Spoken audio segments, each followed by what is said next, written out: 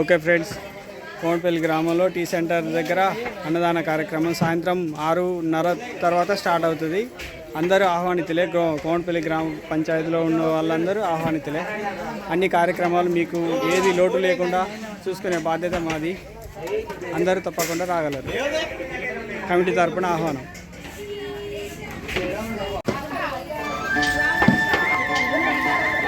లేచవంక